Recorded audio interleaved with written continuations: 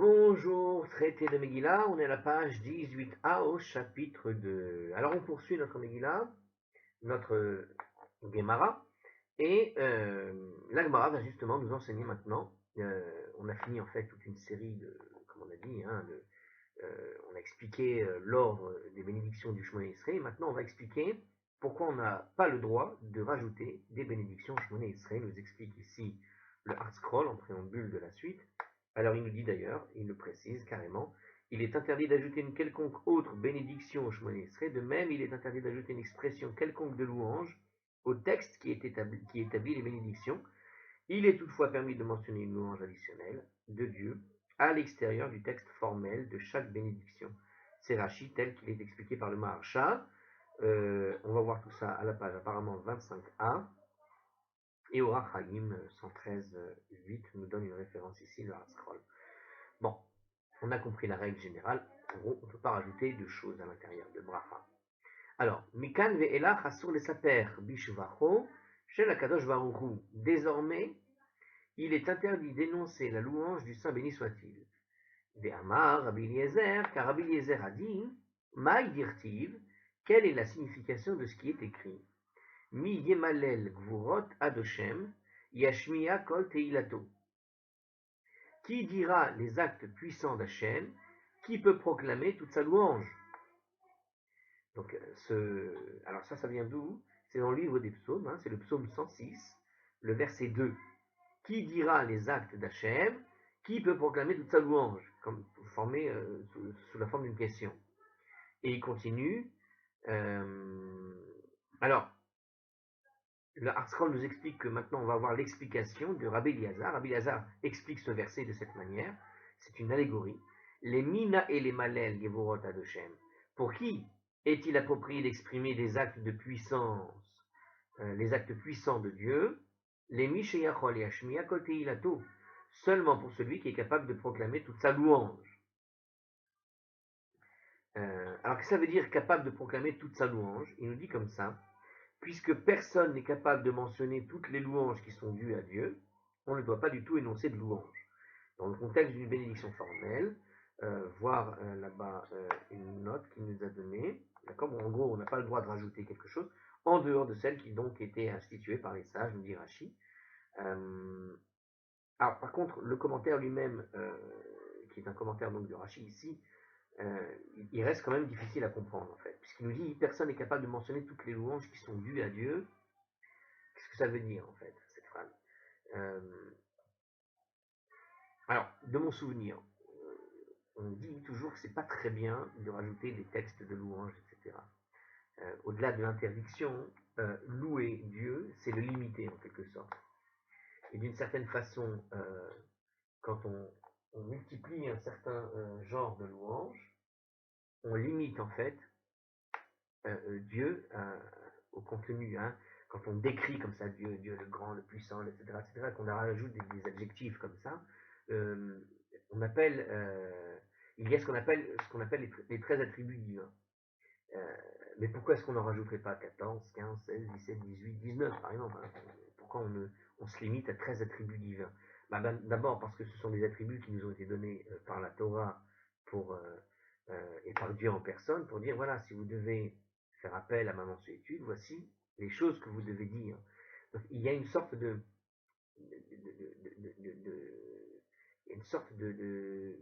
norme, en quelque sorte, de la louange que Dieu donne, en fait. Et alors, évidemment, on pourrait le louer beaucoup plus. La question est de savoir, c'est quoi les limites qu'on pourrait donner dans la louange. Et c'est ce que veut nous dire ici l'Agmara et le commentaire. C'est-à-dire que la louange à propos de Dieu, c'est une louange qui n'a pas de limite. Mais puisqu'elle n'a pas de limite, tu ne dois pas rajouter les louanges qui ont été établies déjà par ceux qui sont des prophètes et qui savent en quelque sorte ce que Dieu aime entendre. Donc, c'est pas à toi de rajouter des choses gratuitement comme ça. Bon, on peut comprendre comme ça. Donc, en tout cas, ce que nous dit Rabbi Eliezer, c'est que ce verset des psaumes, qui est une louange, qui dira les actes puissants d'Hachem, qui peut proclamer toute sa louange? C'est-à-dire qu'il y a une louange particulière qu'on peut faire à Dieu, mais on ne peut pas les prononcer. En réalité, elle est infinie. Donc, qui pourrait dire toute la définition de ce que de ce qu'on peut dire de Dieu. Eh bien, on ne peut pas. Donc, puisqu'on ne peut pas, autant ne pas, comment dirais-je, se risquer à en dire la moitié, en quelque sorte, hein, ou le quart, ou le centième, parce que, comme je l'ai dit, ça limite. Donc, en tout cas, la logique ici qui est présentée, c'est celle-là. Quelqu'un qui ne peut pas, puisqu'il n'y a personne qui peut effectivement donner toute sa louange à Dieu, alors, euh, alors il n'y a personne qui peut se permettre d'en prononcer même un centième en quelque sorte. Alors, on va dire que le seul qui est capable de prononcer toutes les louanges à propos de Dieu, c'est seulement pour celui donc qui est capable de prononcer toute sa louange qu'il pourra exprimer de manière appropriée. C'est-à-dire personne, en gros. Alors, autre enseignement sur ce thème-là. Bon, je laisse comme ça cette réflexion. Hein. Autre enseignement. Amar Rabba Bar Chana, Amar Rabbi Yochanan. Rabba Bar Chana a dit au nom de Rabbi Yochanan, Amesaper Bishvacho Shel HaKadosh Baruch Hu, Yoter Midai. Ah ben voilà, c'est ce que j'étais en train, c'est marrant parce que ça c'est, alors comme quoi, hein, c'est lié. Donc en fait, la première partie ici, ce que nous a dit Rabbi Elazar, parce qu'on va aborder le sujet que j'ai abordé, il est juste après. Alors attendez, je vais répéter ce que dit Rabbi Elazar parce que du coup ça éclaire, hein, le fait que je l'ai lu là, ça éclaire comment tu peux réfléchir ce que dit Rabbi Elazar. Rabbi Elazar en fait, ce qu'il nous dit, c'est que personne n'est capable d'exprimer toutes les louanges possibles à propos de Dieu. C'est tout. C'est-à-dire que tu ne peux pas, toi, venir et témoigner d'un orgueil qui dirait moi je peux dire comment Dieu il est, etc., et le louer de la meilleure des façons. Qui tu es toi? Il n'y a personne. Ce que veut dire le psaume, c'est que personne ne peut étaler véritablement tous les actes d'Hachem. Il y a tellement de choses que Dieu fait dans ce monde et ailleurs, euh, des choses qui sont perceptibles, mais il y a les choses qu'on ne peut pas percevoir. Donc d'une certaine manière, qui est capable effectivement de percevoir l'ensemble de tout ce que Dieu fait et donc la louange que l'on va faire à Dieu, tu ne l'as fait que ce qui est visible, et si tu savais ce qui n'était pas visible, tu te rendrais compte que ta louange est très limitée. Bon, je reviens sur le thème de la limitation, mais on va dire, Rabbi Elazar, c'est pas sur la limitation qu'il pose ici la question, il pose sur la capacité à pouvoir louer Dieu dans toute sa grandeur. Est-ce que quelqu'un peut louer Dieu dans toute sa grandeur? Imaginons quelqu'un qui devrait réciter une louange qui durerait 8 ans, par exemple, hein, pour imager la chose. C'est un petit peu ce que veut dire Rabbi Elazar, j'ai l'impression. C'est-à-dire que si on devait faire la vraie louange qui sied à Dieu, c'est une louange qui, tu démarres aujourd'hui, tu termines dans 8 ans, par exemple. Quelqu'un peut-il démarrer aujourd'hui et dans 8 ans, il termine sa louange? Il ne peut pas. Hein. Et quand je dis 8 ans, c'est limité, peut-être 100 ans. Vous voyez ce que je veux dire? Donc, il y a cette idée qu'on ne peut pas, il n'y a personne capable de pouvoir faire une louange digne de ce nom. Alors, ce que dit Rabba Bar Chana au nom de Rabbi Yochanan, lui dit, donc Amesaper Bishva Projet la Kadosh Baruch Hu Yoter Midai, celui qui prononce à l'excès de la louange du Saint béni soit-il, Ne'ekar mina olam, il sera déraciné du monde. Donc, il ne faut pas non plus exagérer avec les louanges. C'est-à-dire que d'un côté, on n'a pas la limite de toutes les louanges qu'on doit faire, mais ce que nous dit Rabbi Yochanan maintenant, c'est que celui qui dit trop, il va être déraciné du monde. Chez Nehemar, Aïsou parlo qui adaber im amar ish qui yevula, comme il est dit, peut-on dire toutes les louanges à son propos pour que je puisse prononcer des abondances d'éloges? Si un homme dit vouloir faire une telle chose, il sera englouti. Donc là, on est donc dans le même thème, et là, il nous dit carrément, effectivement, est-ce que quelqu'un peut, de manière orgueilleuse, dire je vais prononcer moi les louanges devant Dieu, et puis il s'arrête pas, il en rajoute des tonnes, et finalement il nous dit, si un homme veut faire une chose comme celle-là, il sera englouti, c'est ce que voulait nous dire le verset. Alors ce verset, il était pris d'où? C'est le psaume, c'est dans le livre de Job, chapitre 36, verset 20. Donc en fait, c'est une interprétation allégorique. Hein. Je répète le texte dit la chose suivante, je répète, Ayesu parlo ki adaber ki amar ish ki vous là. Peut-on dire à son propos, pour que je puisse prononcer, si un homme dit, il sera englouti. Si je mets maintenant les interlignes, peut-on dire toutes les louanges à son propos pour que je puisse prononcer une abondance d'éloges? Si un homme dit vouloir faire une telle chose, il sera englouti. Donc dans le livre de Job, qu'est-ce qu'on voit ici? On voit que quelqu'un qui qui se prétend être capable d'aller donner toutes les louanges possibles à Dieu, et en plus il ne s'arrête pas, il va être englouti. C'est une interprétation allégorique ici. Le sens premier du verset en fait enseigne que Dieu est au courant de tout ce que disent les gens sans qu'on ait besoin de lui dire. Hein, faut-il dire à Dieu que ce que j'ai dit, lorsqu'un homme parla, lui, il sera révélé. Donc, Rachid nous explique ici, c'est Rachid qui parle, il nous explique que le premier sens du verset, c'est un sens qui nous parle simplement des secrets qu'on pourrait éventuellement garder pour soi et que Dieu ne saurait pas. Est-ce que quelqu'un pourrait s'imaginer que Dieu ne soit pas au courant de ce que tu as dans la tête? Dieu sait ce qu'il y a dans ta tête. Donc ça, c'est le sujet du texte là-bas dans Job. Mais en fait, on peut l'interpréter de manière allégorique, comme il utilise des termes qui peuvent être lu dans un autre sens, et ce sens qui est donné, c'est celui qui pourrait parler en réalité de Dieu à l'excès, justement, et eh bien, nous dit Job, cet homme-là, il sera englouti. Donc, une personne qui exagère, ça peut être mal vu aussi.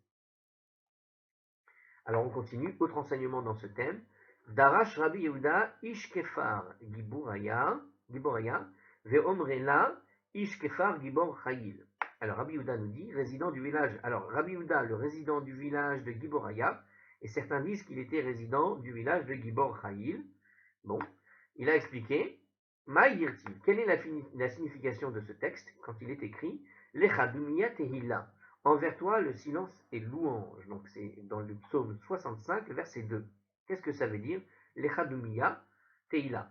Donc à toi, vers toi, pour toi, envers toi. Le silence, c'est une louange. Hein, des fois, il faut savoir se taire, en fait.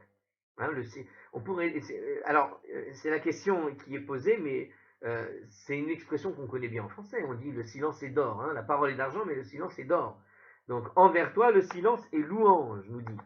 Alors, ça nous enseigne quoi, justement? Sama dechula mashtuka. Le meilleur remède à tout, c'est le silence. Hein, il faut savoir se taire. On doit certainement louer Dieu, mais le faire à l'excès est incorrect, nous dit Rashi et le Maharsha.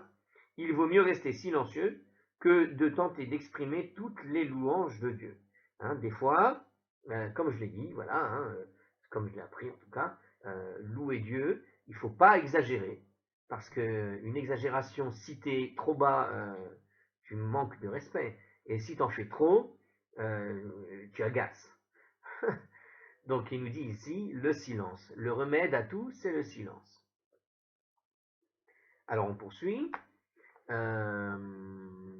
Qui ata Rav, alors il précise là-dessus, hein, qui ata Rav Dimi Amar, lorsque le Rav Dimi est venu d'Eretz Israël en Babylonie, il a dit Omre Bema'arava, à l'ouest, en Eretz Israël, ils disent que le proverbe suivant, il y a un proverbe qui venait d'Israël quand il est arrivé en Babylonie. Alors non, c'est l'inverse. Il est venu d'Eretz, non c'est ça, alors il était venu d'Israël pour aller en Babylonie, et quand il était là-bas, il a dit à l'ouest, c'est-à-dire en Israël, ils disent un proverbe. Quel était le proverbe? Mila besela, mashtuka betrin. Si un mot vaut un sela, le silence en vaut deux. Eh bien, c'est l'expression qu'on connaît. Hein, si la parole est d'argent, le silence d'or. C'est exactement l'expression. C'est amusant, hein? C'est très amusant de voir ça. Mila besela, mashtuka betren. Si un mot vaut une somme, le silence, il vaut le double. C'est amusant comme tout. Alors, les propos opportuns, nous dit ici le Maharsha, pour expliquer notre expression. Donc, si vous voulez savoir ce que veut dire la parole est d'argent et le silence est d'or, c'est quasiment ce que vient de dire ce texte, hein, eh bien, ça veut dire que les propos opportuns ont de la valeur, mais le fait d'éviter de tenir des propos déplacés a 2 fois plus de valeur, en tout cas dans le sens ici. Donc, dire une chose à propos comme il faut au moment approprié, c'est parfait. Mais savoir se taire pour éviter de dire une grosse bêtise, c'est encore mieux. C'est le double. C'est comme ça qu'explique le Maharsha. Alors la Gemara nous cite un passage de la Mishnah. Maintenant, ça veut dire on revient maintenant à la Mishnah. On vient de finir ce grand passage qu'on avait démarré sur la Mishnah nouvelle. Et maintenant, on continue la lecture de la Mishnah. Bah, écoutez, ça vaut le coup peut-être de la rappeler. On va rappeler la Mishnah rapidement, parce que ça fait un moment qu'on ne l'avait pas abordée. Et c'était au tout début du chapitre 2. Donc, si je relis la Mishnah rapidement, hein, je rappelle, celui qui lit la Megillah dans le désordre n'a pas accompli son obligation. Donc, on a parlé de tous les sujets qui étaient liés à l'ordre. Et s'il l'a récité par cœur, ou s'il a lu le Targum, dans n'importe quelle autre langue, etc., il n'a pas accompli son obligation, mais on peut lire la Megillah dans une langue étrangère pour des étrangers, et celui qui ne comprend qu'une langue étrangère et qui a entendu la Megillah Ashurite a accompli son obligation. Alors on revient donc sur ce passage justement de la Gemara, de la Mishnah. Alors Mishnah continue, mais on ne va pas la faire entière. Alors ici on y va, on revient en tout cas sur la Mishnah. Qu'est-ce que disait la Gemara? On a dit, vous l'avez entendu, s'il a récité la Megillah, Kare ala, Kare alpe, lo yatsa, etc. On avait dit, donc s'il a récité la Megillah par cœur, il n'a pas accompli son obligation, etc. Alors la Gemara va chercher une preuve à propos de cette règle. Minalan, d'où est-ce qu'on sait que la Megillah ne doit pas être récitée par cœur? La Gemara nous répond, Amar Rava. Rava a dit, Atia Zechira Zechira. Ça provient en fait d'une Xerashava qui relie la commémoration avec une commémoration. Alors je rappelle, la Xerashava, vous savez tout ce que c'est. On l'a déjà expliqué à la page 2b, à la note 21, pour ceux qui ont l'art scroll. Donc on ne va pas réexpliquer, mais on va réexpliquer très rapidement. Donc on a deux mots qui se correspondent sur deux textes différents. La Xerashava, c'est qu'on relie les deux mots en disant que finalement, des règles peuvent être déduites. C'est ce qu'on déduit de l'un peut être déduit pour l'autre.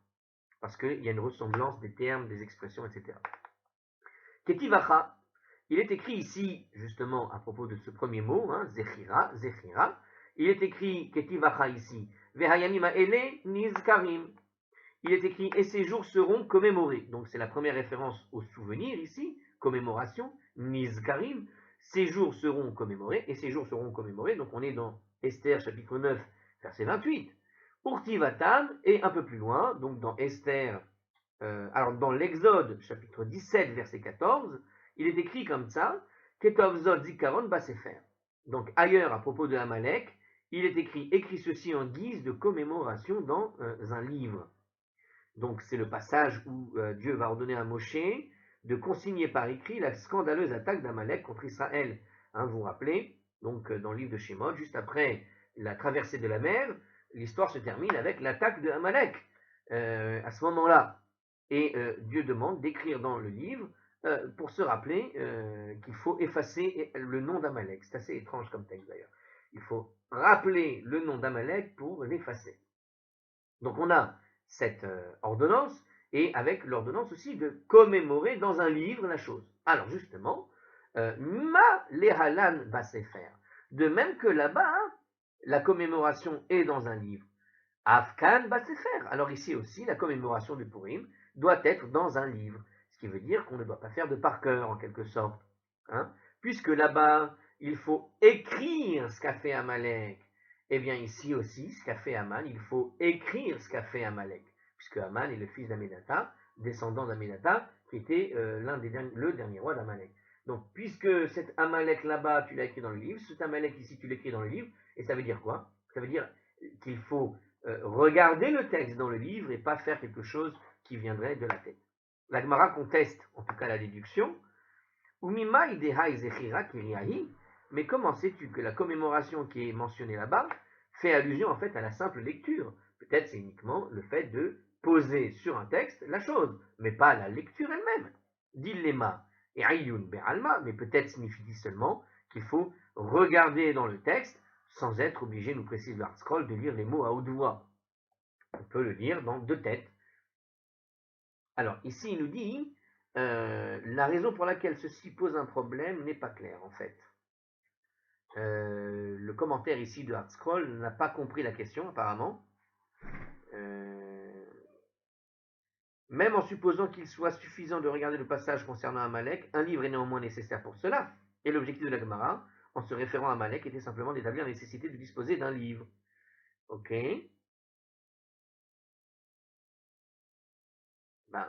C'est le Sfat Emet qui explique ça. Mais en fait, c'est un petit peu comme je l'ai expliqué de réflexe. En fait, je ne vois pas pourquoi c'est si problématique pour l'Art Scroll qui dit que ça posait un problème qui ne serait pas clair. Non, le fait d'écrire dans un livre, c'est une forme de commémoration. C'est-à-dire que tu enregistres en quelque sorte la chose. Tu l'as enregistrée, mais la question est de savoir si on peut réciter par cœur ce qui a été enregistré, tout simplement, dans le livre. Donc, il nous dit comme ça, justement, d'une certaine manière, cette commémoration, tu peux le faire en ouvrant ton livre, Là, tu l'as ouvert et puis le texte, tu le dis par cœur. Tu n'es pas obligé de mettre les yeux dessus. Voilà. Donc c'est pour ça qu'il nous dit peut-être il suffit de regarder, comme tu regarderais un objet comme un gris-gris, quoi. C'est-à-dire que tu regardes le texte sans le lire et tu récites par cœur. Juste comme, parce que, c'est-à-dire que quand il te dit tu dois l'avoir comme souvenir, comme commémoration, une commémoration, tu as le livre ouvert, voilà, c'est écrit dedans, et je rappelle que la chose est commémorée, et je récite le texte par cœur, peu importe. Donc pourquoi pas? En tout cas, c'est la question finalement de la Gemara qui conteste, qui dit que cette commémoration signifie-t-elle vraiment de lire, l'obligation de lire? Non, elle signifie simplement qu'il faut, comme je l'ai dit, donc poser le texte quelque part. Il faut un support au texte. Une fois que tu as ton support, comme les gens qui ont la mezouza, à l'entrée de la synagogue, à l'entrée des maisons, quand il y a une mezouza dedans et que vous avez le texte du schéma, il est posé le texte, et les gens embrassent la mezouza. Faire la mitzvah de la mezouza, c'est lorsque tu vas accrocher la mezouza. Mais tu n'es pas obligé de lire le texte à l'intérieur à chaque fois que tu vas passer la porte. Tu vois. Donc, voilà. Donc tu pourrais te servir en quelque sorte de la Megillah comme du texte d'un Malek, comme une sorte d'objet comme la mezouza. C'est-à-dire tu ouvres, tu as le texte qui est ouvert. Bon, après, libre à toi de la lire par cœur, pas par cœur. Il n'y a pas d'obligation de le lire dans le texte. Comme pour la mezouza, hein. Tu passes, tu as fait ta mezouza, elle est permanente, tu embrasses la mezouza, bah, tu embrasseras ta Megillah pendant que tu racontes l'histoire de Esther, par exemple. Vous voyez? Donc c'est un petit peu la réflexion ici de la Gemara, je pense. Hein. La Gemara va écarter cette possibilité, justement, de dire, bah voilà, je regarde le texte et ça suffit, et le reste, je le fais par cœur. Lo salka datar, la salka datar, que cela ne te vienne pas à l'esprit, dire-t-il, car c'est écrit Zachor. Zachor, à propos d'Amalek, il est écrit souviens-toi. C'est un mot bien précis. Zachor, qu'est-ce que ça veut dire? Donc ici, qu'est-ce qu'il veut nous dire? Dans Deutéronome 25, 17, et une braïta, donc il est écrit dans le deuxième texte qui rappelle ce qu'a fait Amalek, hein, il y a deux textes dans la Torah, celui de l'Exode et celui du Deutéronome. Alors ici, donc chapitre 25, verset 17, il y a écrit Zachor et Asher Asa Amalek. Et une braïta a enseigné, à propos de ce verset, Yachol Balev, on aurait pu penser que ça oblige un souvenir uniquement dans la tête. Par la pensée, nous dit ici la Gemara. Donc on pouvait penser en fait donc on pouvait simplement se souvenir de ce qu'a fait mentalement, donc on se souvient mentalement dans la tête, ce qu'a fait Amalek, ok? Keshu Omer, Lotishkar. Mais comme l'écriture a écrit ailleurs, n'oublie pas, d'accord? Donc pareil, dans le verset 19, cette fois-ci, de ce même passage, au chapitre 25, eh bien, comme il y a écrit Lotishkar, Haré Shichechat Halev Amour. Voici l'injonction contre le fait d'oublier mentalement est indiquée. Donc on a une injonction donc qui nous dit, alors c'est une braïta, hein, tout ça, qui nous dit donc attention de ne pas oublier. Ça veut dire tu ne oublier c'est mental, tu ne dois pas oublier de manière mentale. Donc quand il y a écrit Zachor, on a déjà parlé du mental. Donc le mental est déjà là. Ah, ma anime kayem zachor. Mais alors, comment comprendre une injonction pour te dire tu dois te souvenir, obligé de se souvenir? Comment tu peux dire à quelqu'un de ne pas oublier, et puis à un moment tu vas lui dire souviens-toi? Vous avez compris la question? Je vais répéter la question avec des mots plus simples. Si je te dis souviens-toi, n'oublie pas. Mais si je te dis n'oublie pas, c'est que tu dois toujours avoir ce souvenir dans la tête. Donc si je te dis à un moment donné, souviens-toi, ça sous-entend qu'à un moment donné, tu as oublié. Donc normalement, si je te dis souviens-toi, c'est que ça ne veut pas dire que tu dois te rappeler mentalement. Parce que le rappel mental, on t'a dit déjà ne pas oublier. Or, si je te demande de te souvenir, c'est que soit je n'avais pas besoin de te dire de ne pas oublier, soit quand je te dis de ne pas oublier, c'est que je n'ai pas besoin de te demander de te souvenir. La chose est claire, si je te demande de ne pas oublier, c'est que tu n'as pas à te rappeler de la chose. Parce que si tu t'en rappelles, c'est que tu l'as oublié. Donc qu'est-ce que veut dire, quel est le sens de souvenir ici? Ça n'est pas le sens de s'en rappeler, puisque je t'ai déjà demandé de ne pas l'oublier. Puisque je te demande de ne pas l'oublier, ça veut dire ici, souviens-toi, hein, au sens où tu dois prononcer des mots quand tu vas verbalement t'en souvenir. Donc c'est souviens-toi de manière verbale. Rama anime kayem zachor, bapé. C'est ce qu'il dit ici. Alors la Mishnah Brura, 685-14, nous cite cette déduction comme source de la règle d'Orach Chaim, là-bas, selon laquelle la lecture de la Parashat Zachor est une obligation d'ordre biblique. C'est-à-dire que lorsqu'on lit la Parashat Zachor, eh bien, cette cette déduction qu'on vient de faire là est exactement la même pour déterminer que quand on entend le texte de la paracha de Zachor qui relate le passage d'Amalek et de l'attaque d'Amalek, justement, comme il y a écrit souviens-toi et n'oublie pas, donc le n'oublie pas c'est mental, mais le souviens-toi, c'est qu'il faut écouter chaque mot de celui qui dira la paracha et suivre chaque mot dans son livre. On ne doit pas oublier, voilà, il faut véritablement écouter chaque mot. Le souvenir doit être pas simplement mental, mais véritablement les mots du passage doivent être récités clairement et distinctement et ne pas rater la moindre lettre. Ok, ça c'était la halakha sur Parashat Zachor qui vient et déduit sur le même texte ici. Alors il continue, la Gemara va maintenant passer à la suite de la Mishnah. Donc on passe à la suite de la Mishnah. Kera'a Targum lo yatsa, etc. S'il a lu la Megillah en Targum, il n'a pas accompli son obligation, nous disait donc la Mishnah, etc. Comme on avait vu tout à l'heure au début. La Gemara pose la question, Echidame, mais de quel cas il s'agit? Il est ma dirtiva mikravekare Targum. Si tu dis qu'il s'agit du cas où la Megillah a été écrite en hébreu et qu'il l'a lu en Targum, Hayinu alpe, ceci est équivalent à une lecture par cœur. Et donc, car ça n'est valable dans aucune langue. D'accord? Alors, vous avez vu la nuance. Je répète, la Mishnah disait, s'il a lu la Megillah en Targum, il n'a pas accompli l'obligation. Donc, imaginons la Megillah devant lui, elle est en hébreu, mais il en fait la traduction, on dirait, en live, quoi. Donc, c'est comme du par cœur. Alors, c'est ça veut dire qu'il traduit à haute voix le Targum en araméen, alors qu'il est à partir du texte en hébreu. Alors, la Gemara précise le cas, l'otzricha dirtiva Targum vekarele Targum. Plutôt, le cas doit être celui où la Megillah a été écrite en Targum et il l'a lu en Targum. Donc, ce cas-là, on devrait plutôt comprendre que c'est un cas de Megillah en Targum et lu en Targum, et pas un cas de Megillah en hébreu. Et malgré tout, cette lecture ne sera pas valable puisqu'il l'a fait dans une langue qui n'est pas l'hébreu, tout simplement. Donc ce qu'a dit la Gemara sur le texte de la Mishnah, c'est qu'elle a précisé tout simplement le cas. On parle d'un cas de Megillah écrit en Targum et lu tel que c'est écrit en Targum. Ça, c'est pas valable. Déjà tout à l'heure, c'était pas valable parce que c'est équivalent à la faire par cœur. Et au fond, on l'a déjà dit que c'était par cœur. Donc c'est ce cas, ce que veut nous dire la Gemara, en gros, c'est que la Gemara précise que c'est vraiment uniquement ce cas-là, c'est-à-dire écrit en araméen, lu en araméen. Ça non plus, c'est interdit. Bon, je pensais qu'on avait compris la vérité, mais la Gemara a eu raison de proposer en tout cas une autre façon de voir.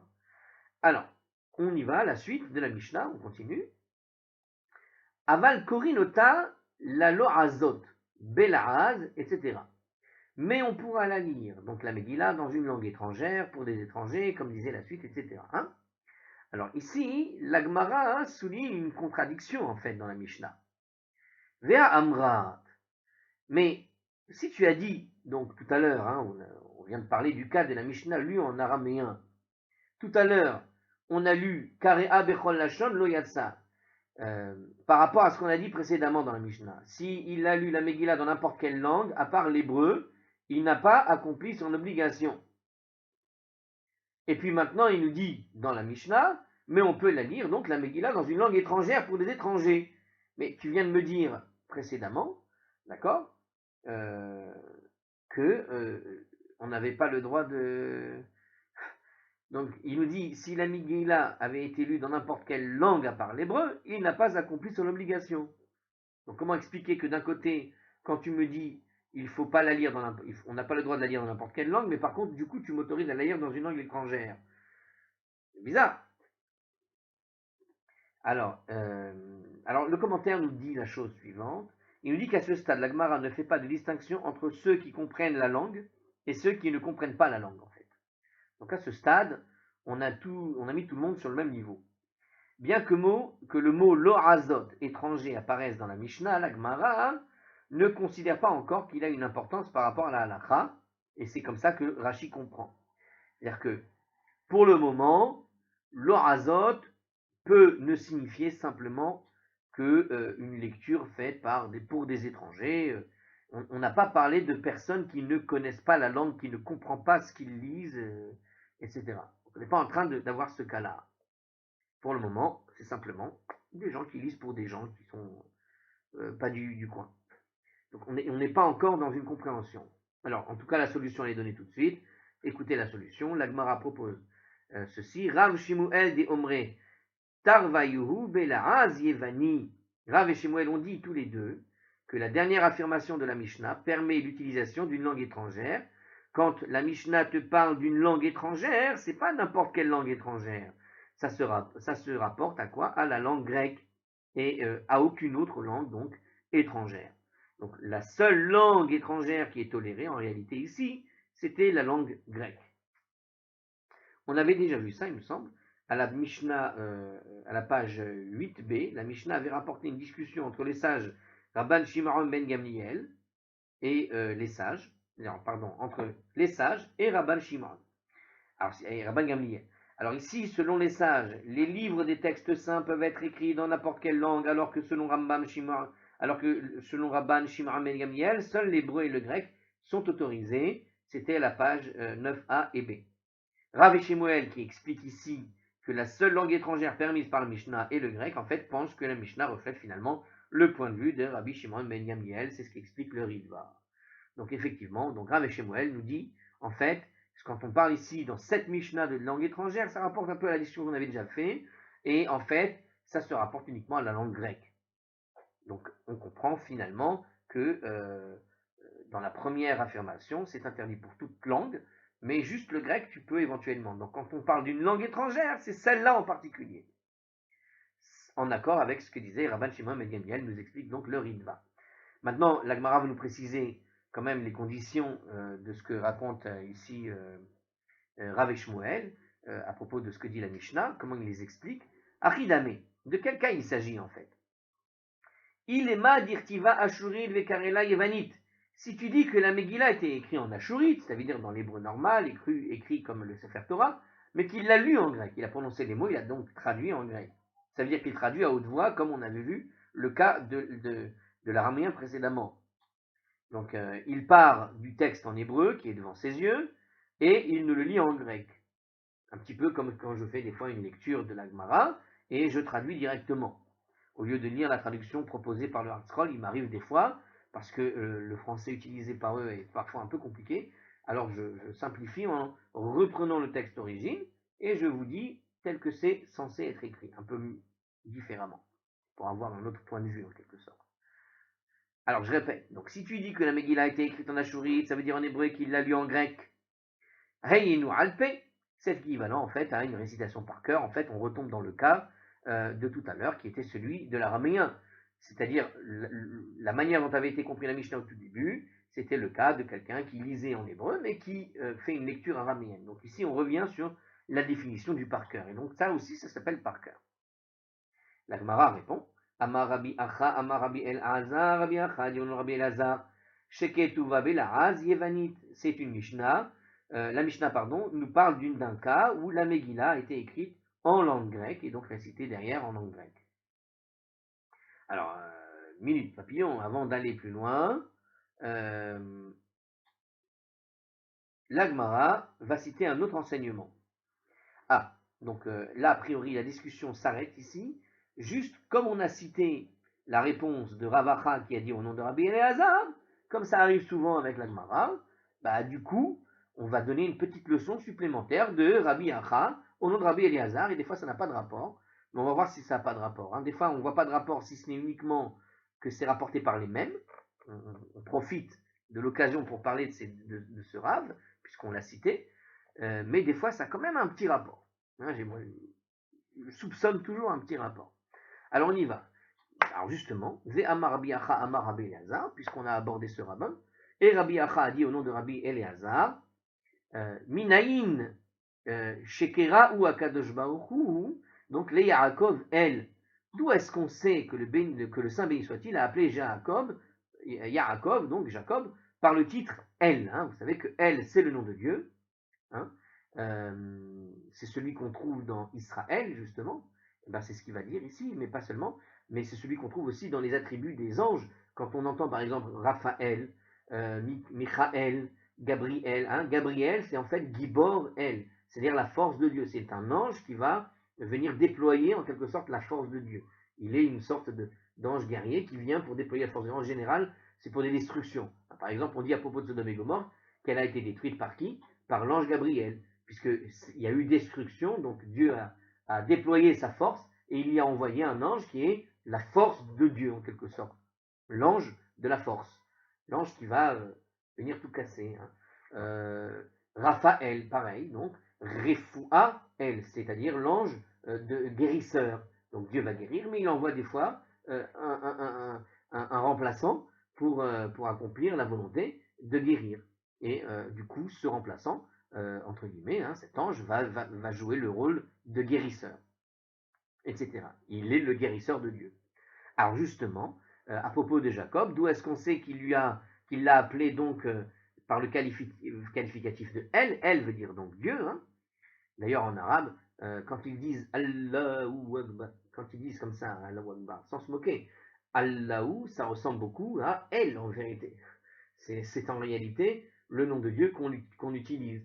Et c'est assez amusant d'ailleurs pour leur dire un petit, pour ceux que ça intéresse, quand vous avez dans certains pays des gens qui vont défiler au nom de Allahu Akbar d'un côté et en même temps maudit Israël, c'est un petit peu comme s'ils maudissaient quelqu'un qui porte le nom de Dieu dedans.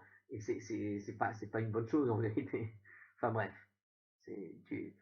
Alors justement, il te dit ici à propos d'Israël, ceux qui maudissent Israël, faites attention. Vaikralo el Eloé Israël. Pourquoi? Parce qu'il est dit dans la Torah, et il l'appela El, le Dieu d'Israël. D'accord? Vaikralo El, Eloé Israël. Mais de toute façon, Israël est une composition de deux mots. Israël, Sar-El. D'ailleurs, il doit le dire normalement. En tout cas, il nous dit ici qu'il ne l'a pas simplement appelé Israël, il a véritablement donné le nom aussi de El tout court. Donc à chaque fois que tu dis quelque part Allahu Akbar et que ça correspond au nom El, en fait, quand tu dis que Dieu est puissant, tu invites en fait le peuple juif à être, et le peuple d'Israël à être puissant. C'est amusant. Alors ça vient du chapitre 33, verset 20 de la Genèse. Rabbi Elazar comprend le verset de cette manière en fait. Alors, Rabbi Elazar a fait une petite interprétation à lui. Il dit comme ça, Vayatsev Shamizbeach, enfin il ne l'a pas fait tout seul, Vayatsev Shamizbeach Vaikralo, El Eloé Israël. Donc il ne l'a pas simplement appelé Israël, mais il l'a appelé El Eloé Israël. Il l'a appelé le Dieu d'Israël en quelque sorte. El, le Dieu d'Israël. Alors il nous dit comme ça, et Jacob érigea un autel à cet endroit, et le Dieu d'Israël l'appela Jacob El. Évidemment on peut le traduire autrement.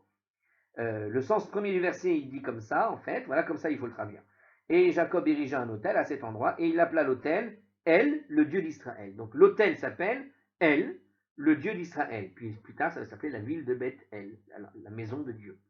D'accord? Donc El, le Dieu d'Israël. Donc un des noms de Dieu, c'est donc El. Mais Ravacha, lui, il fait une autre traduction du verset, et il dit que ce verset, Vaikralo El, il l'a appelé El, le Dieu d'Israël. C'est-à-dire que le Dieu d'Israël a appelé Jacob El. Donc c'est une explication, il nous dit Ravacha que c'est comme ça qu'il aurait fallu expliquer le verset. Dei salkadatach le misbiar karalei Yaakov El. Car s'il te venait à l'esprit de dire que le verset signifie que Dieu aurait appelé l'autel des sacrifices qu'il a mis là-bas, il l'a appelé El, Vaikralo Yaakov mi ba'ele. Il aurait dû le verset aurait dû dire comme ça, il aurait dû dire Vaikralo Yaakov mi ba'ele. Et Jacob l'appela El. Donc il aurait dû dire comme ça. Et là, mais voici plutôt ce que le verset signifie. Vaikrelo le Yaakov El. Et il appela alors Jacob El, ou Mikeraou El, Elohé Israël. Et qui l'a appelé El? Le Dieu d'Israël. Vous avez compris l'idée?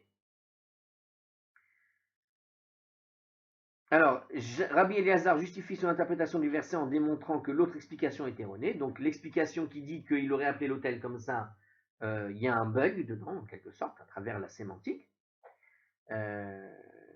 Et que, en fait, il n'y a aucune raison pour Ravacha que Jacob appelle un autel du nom de El. Car s'il était le sens de verset, il l'aurait indiqué sans ambiguïté. Donc, il y a une ambiguïté, a priori, et cette ambiguïté, tu ne peux pas la résoudre en disant que Jacob a donné un nom El au nom de l'autel, comme ça. Ça paraît bizarre. En tout cas, c'est l'enseignement de Rav Acha. Je ne sais pas s'il y a un autre commentaire, enfin, ça paraît bizarre, parce que elle, en général, est attribuée en fait au nom de Dieu, mais c'est en même temps, bon, regardez par exemple, il y a le prophète Eliyahu, vous avez d'autres noms qui commencent par comme ça. Donc c'est peut-être une sorte de... C'est un des noms de Yaakov, en tout cas pour Rav Acha, elle est un nom de Yaakov. D'habitude, le nom elle est attribué à Dieu lui-même. Et d'ailleurs, moi je le dis 4, 5, 6 fois, 10 fois parce qu'on est dans le texte, mais en réalité, les gens qui font attention à ne pas prononcer le nom de Dieu pour rien, quand ils vont dire les deux lettres Aleph Lamed, comme ça, hein, elle, au lieu de dire elle, ils disent qu'elle.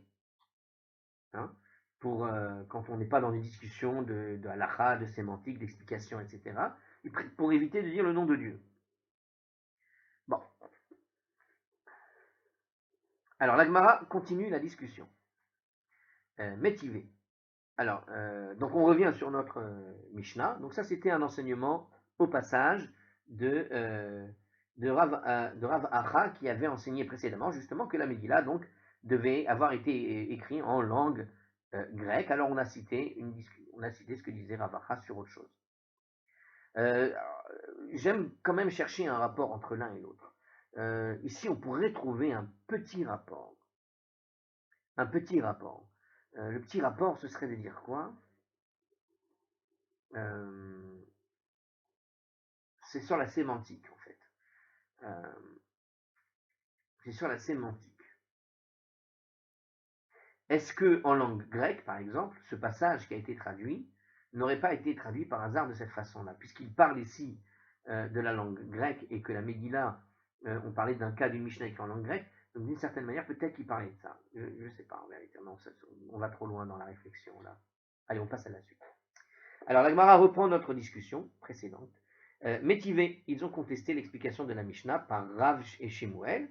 Donc, on avait expliqué Rav et Shemuel. Ils disaient donc, en se fondant sur la brita suivante. Donc, on va contester. Donc, je répète ce que disait Rav et Shemuel. Ils ont dit que l'affirmation de la Mishnah, qui permet d'utiliser une langue étrangère, se rapportait à la langue grecque et non pas à une autre langue. Alors, ils ont contesté en disant comme ça. Kera'a Gippetit, Ivrit, Elamit, Madit, Yevanit. Si quelqu'un a lu la Megillah en copte, en ivrite, en élamite, en mède et en grec, l'oyatsa, il n'a pas accompli son obligation. Alors évidemment, quand on est hébraïsant, qu'est-ce qu'on vient d'entendre? Ivrite, c'est un terme, et c'est l'hébreu, la Megillah. Alors de quoi on parle quand on dit ivrite? Alors on va expliquer chacune des termes. Alors le premier, justement, ivrite, c'est quoi? Ever Anahar, la rive du fleuve, le Frat, nous dit Rashi. Ça veut dire que le mot ivrite provient du mot Ever, la rive. Ce terme, en fait, ne désigne pas l'hébreu à l'origine, car la lecture dans cette langue est valable pour tous, même pour ceux qui ne la comprennent pas.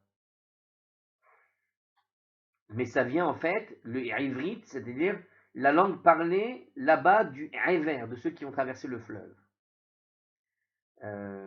Normalement, c'est l'hébreu, mais c'est bizarre. Alors, qu'est-ce que dit Rashi en fait? Rashi te dit la langue qui est parlée au-delà de l'Euphrate, en quelque sorte. C'est la langue des gens de l'Euphrate qui habitent encore là-bas. Ce qui pourrait être une forme un peu différente de l'araméen. L'araméen viendrait donc de Aram, c'est-à-dire plutôt de la Turquie, mais là-bas, c'est, on va dire, le vieux dialecte sumérien, on pourrait dire. Donc, ce terme comment on appelle ça, l'acadien, peut-être, ce genre de choses. C'est-à-dire le langage des Babyloniens. Alors, ce terme ne désigne pas l'hébreu, je répète, car la lecture dans cette langue est valable pour tous, puisque c'est ça la chorite. Hein. Ok. Même pour ceux, nous dit-il, qui ne la comprennent pas. Comme on avait vu à la page 8b, quand on lit en hébreu, quand bien même tu ne comprends pas la langue, le fait de l'avoir lu dans sa langue normale, en hébreu, il n'y a pas de problème. Donc, ce n'est pas le ivrit au sens de l'hébreu, mais c'est ici le ivrit dans le langage de la Mishnah, au sens du langage de ceux qui sont avant l'Euphrate, nous explique Rashi. Sinon, c'est incompréhensible. Sinon, il n'y a pas de langue où on peut faire l'obligation. Hein. Il ne reste plus de langue après. Hein.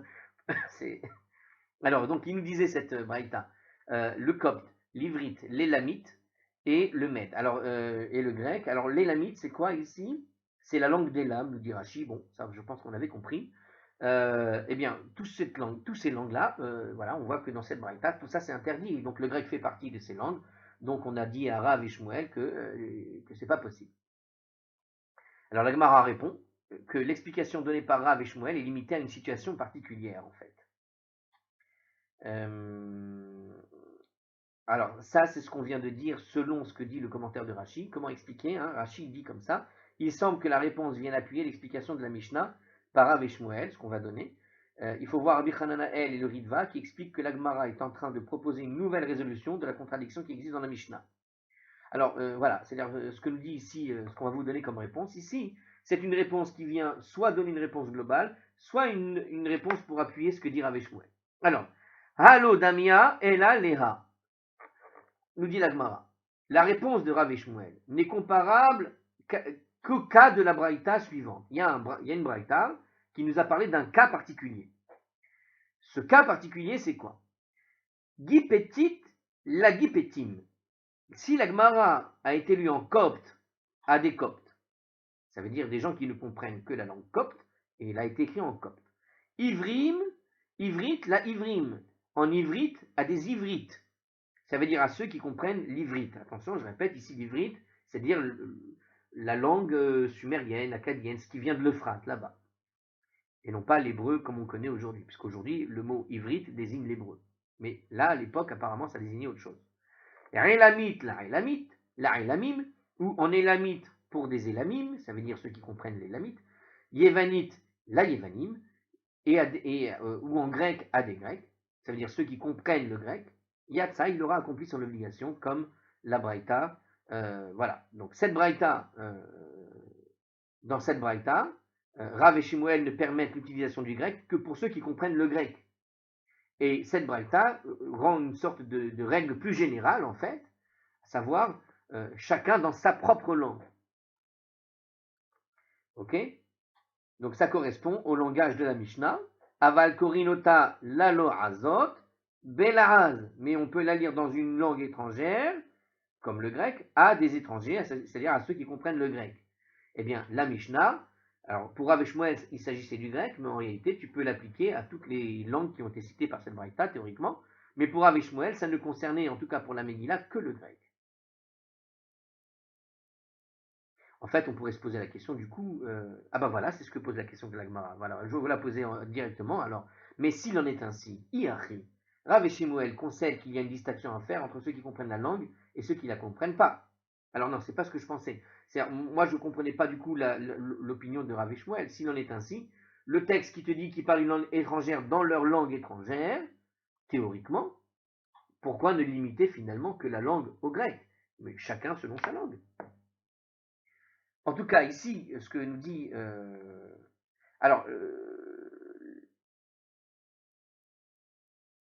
en tout cas, la première braïta ici, par contre, interdit le grec, concerne ceux qui ne comprennent pas cette langue. Ah, voilà la différence peut-être avec Rav et Shmuel. Quelque part, Rav et Shmuel, non, parce que ce que nous dit la deuxième braïta, c'est bien pour que comprennent les gens qui ne parlent que le grec, quand on le leur dit en grec. Donc ceux qui comprennent la langue, on peut leur faire en grec, ceux qui comprennent. Mais l'autre braïta qu'on a cité parlait des autres langues. Bon, en tout cas, voilà, la Mishnah est expliquée comme ça. Alors, en tout cas, s'il en est ainsi, il y a tout de suite une opposition, je sais que je me répète. Si Rav et Shmuel concèdent qu'il y a une distinction à faire, nous explique le Hardscroll, entre ceux qui comprennent la langue et ceux qui ne comprennent pas la langue. Donc, du coup, en fait, tu fais une distinction entre les gens qui comprennent et les gens qui ne comprennent pas. Rav Shmuel, Amay Mokme, là, les matnitin belaz yevanit. Pourquoi Rav Shmuel explique alors que la Mishnah concerne uniquement la langue grecque? Ah, donc on a bien, c'est ça, on est bien d'accord. Ok, s'il en est ainsi, pourquoi est-ce que Rav Shmuel explique que cette Mishnah ne concerne que la langue grecque? On va oublier ce qu'a dit Hardscroll dans les interlignes parce que ça embrouille plus qu'autre chose. On peut poser la question directement d'Agmara qui demande tout simplement, attends une seconde. À partir du moment où tu me dis que il y a d'autres langues qui sont en jeu, pourquoi est-ce que quand il est écrit n'importe qui parlerait d'une langue étrangère, qui lirait dans une langue étrangère, doit faire une lecture pour des gens qui ne parlent que cette langue-là, puisque pourquoi est-ce que Rav et Shmuel précise que ce n'est que le grec? puisqu'il existe une braïta qui témoigne que ça peut être n'importe quelle autre langue. Donc c'est n'importe quelle langue dans laquelle on parle aussi cette langue en particulier. Et à ce moment-là, il n'y a pas de raison de leur en interdire. Eux aussi devraient être quittes de la lecture. L'okma bechol la'az, qu'ils l'appliquent, nous dit justement l'Agmara, à n'importe quelle langue étrangère, puisque c'est comme ça. Alors, c'est-à-dire qu'ils auraient pu expliquer que la dernière partie de la Mishnah qui permet l'utilisation d'une langue étrangère concerne en fait n'importe quelle langue étrangère et ne s'applique qu'à ceux qui la comprennent. La première partie, interdisant les langues étrangères, ne concernera alors que ceux qui ne comprennent pas la langue et non pas. Voilà. Au lieu de limiter la Mishnah à la langue grecque, nous dit ici la suite de ce commentaire, conformément à l'opinion de Rabban Shimon ben Gamliel, Rav et Shmuel aurait dû dire que la Mishnah concerne en fait toutes les langues et suit l'opinion des sages, à savoir que dans une langue étrangère, tu peux la réciter pour quelqu'un qui ne comprend que cette langue, il n'y a aucun problème. Alors Gemara conclut, Ve'ela, matnitin kevariata, en fait, la règle de la Mishnah, c'est la même que la Braïta qu'on a donnée sur toutes les langues et celle qui a fait les différences des langues. Hein. La divergence entre les règles énoncées par la Mishnah est résolue comme cela a été exposé dans la... D'accord, bon, ben, c'est ce que je viens de dire. Ok, donc en fait, la règle de la Mishnah, quand elle parle des langues en général, c'est la même règle que de la Braïta qui a donné les exemples des langues qui sont précisées. Et la déclaration qui est faite par Rav Shmuel n'avait pas pour intention d'expliquer la Mishnah, hein, mais plutôt de prononcer en fait de manière générale. Il a voulu nous donner la règle générale. Rav Shmuel, comme de cette manière, donc il donne ici un autre texte pour expliquer ce que voulaient dire les deux. Rav Shmuel, de Amre Tarvayou, la Az Yevani, la Kol Kacher. Et Rav Shmuel, donc, Rav et Shmuel, pardon, a donc dit, ils ont dit tous les deux, c'est pas Rav Shmuel, c'est Rav ou Shmuel, donc Rav et Shmuel ont donc dit tous les deux que la langue grecque est permise pour tout le monde, c'est-à-dire que même ceux qui ne comprennent pas le grec peuvent écouter la lecture de la Megillah dans cette langue. Donc la nuance ici, c'est que c'était pas pour dire c'est uniquement la langue grecque qui est autorisée dans la règle générale qui a été établie par la deuxième braïta qu'on a donnée sur les exemples de l'élamite, de l'ivrite, etc. C'est-à-dire l'ivrite qui parle ivrite, l'élamite qui parle élamite, le grec qui parle le grec, etc. Mais quand ils l'ont dit, c'était pour nous expliquer que sur la règle où de la même manière que pour l'hébreu, tu peux comprendre, et bien quand, dans le grec, même quand tu ne comprends pas, lui, il pourra éventuellement être quitte dans ce cas précis. Je répète, donc Rav et Shmuel, on dit tous les deux que la langue grecque est permise pour tout le monde, c'est-à-dire même ceux qui ne comprendraient pas le grec, et donc qui pourraient écouter la lecture de Megillah dans cette langue en particulier. Alors évidemment, la Gemara n'est pas d'accord. Veha katane, mais la Braïta a enseigné, Yevanit, la Yevanim, en. Mais pourtant, dans la deuxième Braïta, justement, qui disait à propos de chaque cas, elle a parlé, elle a précisé, à propos des Grecs, uniquement ceux qui parlent grec.